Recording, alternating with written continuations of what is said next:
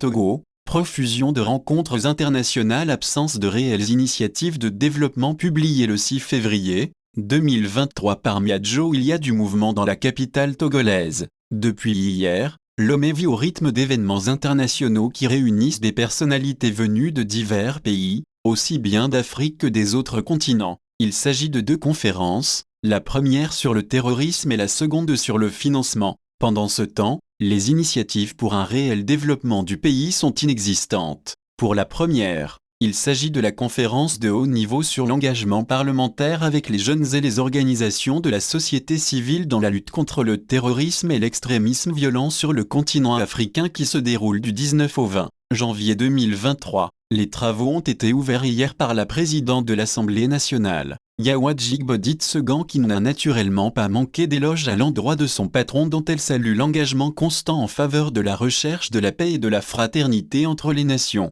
Que toute gratitude lui soit donnée pour son leadership audacieux et pragmatique, gage de résultats tangibles tant sur le plan national que sur la scène internationale. Le caractère récent de l'aboutissement de certaines de ses actions dans notre sous-région ouest africaine nous conforte dans cette conviction, a-t-elle louangé. Dans un communiqué de presse publié quelques jours avant la rencontre, il est indiqué que cette conférence, qui fait suite aux assises organisées en mars 2022 à Doha au Qatar, va poursuivre la recherche et les moyens par lesquels les parlementaires pourraient effectivement renforcer leur engagement avec les jeunes dans la prévention de l'extrémisme violent. Les recommandations élaborées par le groupe de travail seront partagées et analysées par les délégations pour envisager davantage d'actions bilatérales, explique le communiqué. Soit dit en passant, il est évident que pour renforcer l'engagement des jeunes, il suffit pour les parlementaires d'aller régulièrement sur le terrain, mais surtout de jouer le rôle de vrais mandataires du peuple dans le contrôle de l'action gouvernementale et l'adoption des textes.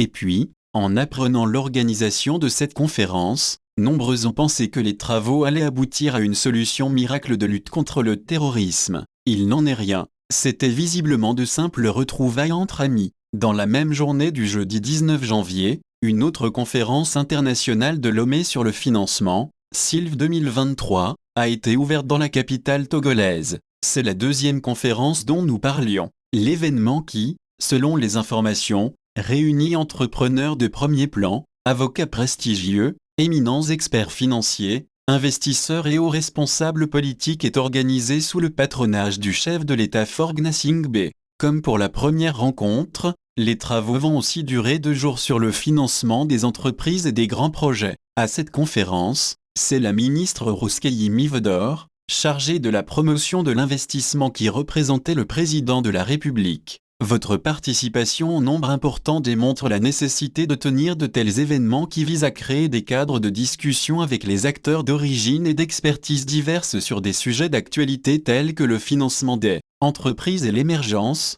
nos champions comme on dit dans nos pays, afin d'avoir un secteur privé économiquement et financièrement fort, a-t-elle déclaré. Dans tous les cas, cette deuxième conférence ressemble un peu à un événement tenu il y a moins de 2 mois dans la capitale togolaise. Il nous souvient que fin novembre 2022, se tenait au Togo l'édition 2022 de l'Africa Financial Industry Summit, AFI. Faure Gnassingbé a même prononcé un discours, et d'autres sommets et conférences s'annoncent après la multitude organisée dans le pays. Finalement, on se rend compte que le projet du gouvernement et du pouvoir en place de faire de Lomé un centre de conférences va bon train. Les rencontres s'y multiplient. Lomé, le hub, est en marche. Malheureusement, on constate aussi que la volonté du pouvoir d'accueillir des rencontres internationales, quelles qu'elles soient, prend le pas sur de réelles initiatives visant le développement du pays. En dehors du plan national de développement, PND, 2018-2022, qui s'est soldé par un fiasco et remplacé à brûle-pourpoint par la feuille de route,